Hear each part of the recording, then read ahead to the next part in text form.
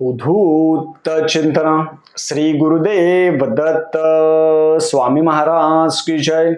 छत्रपती शिवाजी महाराज की जय. श्री स्वामी समर्थ. आज मी आपल्याला अक्षय तृतीयेच्या दिवशी सोनं चांदी हे ह्या गोष्टीपेक्षा मूल्यवान गोष्टी त्या दिवशी आपण कोणती सेवा करावी. 1 रुपया पण खर्च नाही. ही वस्तू घ्या, ती वस्तू घ्या, हे यंत्र घ्या, धनलक्ष्मी कुंचन, काही गरज नाही. त्या दिवशी कोणती सेवा करायची त्याच्याबद्दल मी आज पूर्ण माहिती सांगणार आहे. चॅनलवर पहिल्यांदा आला असेल तर अवश्य सबस्क्राईब करा, म्हणजे येणार नवीन व्हिडिओ श्री स्वामी समर्थ महाराजांचे गुरुचैत्राची आणि नवनाथ पारायणाबद्दल माहिती भेटेल. अक्षय तृतीया म्हणजे 3.5 मुहूर्तापैकी एक मुहूर्त आहे की त्या दिवशी मुहूर्त पाहायची गरज नाहीये. त्या दिवशीपासून तुम्हाला कोणाला गुरुचैत्र पारायण सुरू करायचंय सुरू करू शकता. नवनाथ पारायण सुरू करायचंय सुरू करू शकता. संक्षिप्त गुरुचैत्र पारायण सुरू करायचंय सुरू करू शकता.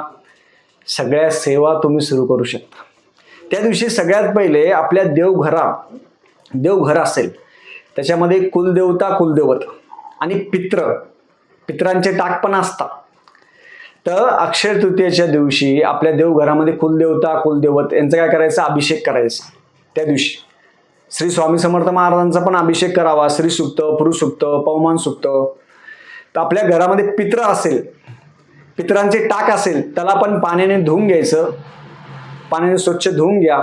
त्याच्यावर पण तुम्ही पितृअष्टक घेऊ शकता, पितृनमन घ्या किंवा स्वदा स्वदा स्वदा म्हणून आपल्या घरच्या पित्राच्या टाकावर दूध पाणी टाकून अभिषेक केल्यासारखं स्वच्छ धुवून घ्या. आपल्या पित्रांच्या टाकाला आपण जसं आपल्या कुलदेवतेच्या टाकाला स्वच्छ करतो, अभिषेक करतो, तसं पित्रांच्या टाकाला स्वच्छ करावं, अभिषेक करावा. त्या दिवशी हे म्हटलं नाही तुम्हाला, सोनं चांदीपेक्षा मूल्यवान सेवा आहे हे तुम्हाला कोणी सांगणार नाही. सगळेजण म्हणतील ही वस्तू घ्या, ती वस्तू घ्या. नाही, कोणतीही वस्तू घ्यायची नाही. ही सेवा झाली. ही झाल्यानंतर तुम्ही अक्षय तृतीयेच्या दिवशी अखंड सौभाग्य प्राप्तीसाठी कुंकुमार्चन करायचं. तुम्ही सुपारीवर कुंकुमार्चन करू शकता, देवीच्या टाकावर कुंकुमार्चन करू शकता, मूर्तीवर कुंकुमार्चन करू शकता, फोटोवर कुंकुमार्चन करू शकता. अक्षय तृतीयासारखा दिवस नाही. त्या दिवशी सकाळी 5 वाजेपासून तर रात्री 12 वाजेपर्यंत तुमचा वेळ वाया घालवायचा नाही. आपलं कुंकुमार्चन झाल्यानंतर तुम्ही दुर्गा सप्तशतीचे पाठ वाचू शकता. गुरुचैत्राची अवतरणिका साधं करायचं, सोपं साधं. गुरुचैत्राची अवतरणिका, नवनाथ पारायणाची अवतरणिका, संक्षिप्त गुरुचैत्र, स्वामी चैत्राची अवतरणिका, मल्हारी मार्तंड्याची अवतरणिका आणि नामस्मरण. आपण गुरुमंत्र घेतला असेल, गुरूंचं केलं असेल, आणि नामस्मरण. या गोष्टी नामस्मरण लिखित जप मध्ये आपण करू शकतो. मग अक्षय तृतीयेच्या दिवशी तुम्ही म्हणणार मग सगळी सेवा करायची, पितरांची सेवा कधी करायची. आपण उदकुंभदान असेल ते उदकुंभदान द्यायचं, ब्राह्मणाला बोलवायचं, संकल्प सोडायचा, उदकुंभदानला दान द्यायचं, ब्राह्मणांच्या पाद्यपूजन करायचं. तुम्हाला तिथं ब्राह्मण भेटला ठीक, नाही भेटला तर संकल्प करून तुम्ही दान असेल ऑनलाईन तुम्ही दान देऊ शकता. आणि जे उदकुंभ आहे ते पक्ष्यांसाठी, पशुसाठी तुम्ही गच्चीवर ते उदकुंभ ठेवू शकता. दक्षिणा ऑनलाईन ट्रान्सफर करू शकता तुम्ही संकल्प करून. संकल्प मी स्क्रीनवर टाकणार आहे. संकल्प करून तुम्ही दान करू शकता, काही हरकत नाहीये. जवळचा ब्राह्मण भेटत असेल त्यांना बोलून पण देऊ शकता. नाही भेटला माझ्या नंबरवर तुम्ही दान देऊ शकता. हे झाल्यानंतर आपण जे काही जण पितरांसाठी नैवेद्य करतात दुपारी 12 वाजता, तो नैवेद्य ठेवायचा वरती गच्चीवर. काही जण ठेवता, काही जण आखाजीचा एक पितर बोलवताना बोलवा, आखाजी त्यांना जीव घाला. संध्याकाळच्या वेळेस काय करायचं, आपण जे फोटो आहे पितरांचे, प्रत्येकाच्या घरामध्ये पितरांचे फोटो असतात. सकाळी फोटो आहे तो फोटो ठेवायचा दक्षिण दिशेला. फोटोला मग दक्षिण दिशेला मग देवघराच्या बाजूला ठेवायचं का, नाही, देवघराच्या थोडं लांब ठेवायचं, दक्षिण दिशेला ठेवा. त्यांच्या समोरच उदकुंभ असेल ते ठेवायचं. केळीकरा असं म्हणतात त्याला, उदकुंभ आहे ते ठेवायचं. आणि ते ठेवल्यानंतर खाली गहू ठेवा, उदकुंभ ठेवा, तुपाचा दिवा, तेलाचा दिवा लावा, दोन्ही दिवा लावा. आणि ते केल्यानंतर त्यांच्या समोर आपण पितृअष्टक, पितृनमन किंवा नाही आलं स्वदा हा स्वदा मंत्र आहे तो 10 मिनिटं 15 मिनिटं सगळ्यांनी सामूहिक जप करा आणि नंतर ब्राह्मणाला दक्षिणा असेल वस्त्र असेल, त्या दिवशी दान दक्षिणा करायला खूप फळ आहे. मग त्या दिवशी तुम्ही शिदा दक्षिणा वस्त्र हे संकल्प करून ब्राह्मणाला देऊ शकता. हे झाल्यानंतर आपण जेवण करू शकता. ते झाल्यानंतर दुपारच्या वेळेस आपण जास्त लिखित श्री स्वामी समर्थ जप करावा, लिहावा किंवा आपल्या गुरूंचा जप करावा. ते केल्यानंतर संध्याकाळच्या वेळेस तुम्ही दुर्गा सप्तशती वाचू शकता, काही हरकत नाही. दुर्गा सप्तशती असेल, परत आपण स्वामी चैत्र असेल आणि गुरुचैत्राची अवतरनिका असेल, नवनाथांची अवतरनिका असेल, नवनाथ पारायण आणि कालभैरवाष्टक, ह्या सेवा आहे, ह्या सेवा आपण करू शकतो. अक्षय तृतीयेच्या दिवशी काय करायचं, जवळच्या औदुंबराचं झाड असेल त्या औदुंबराच्या झाडाला जायचं.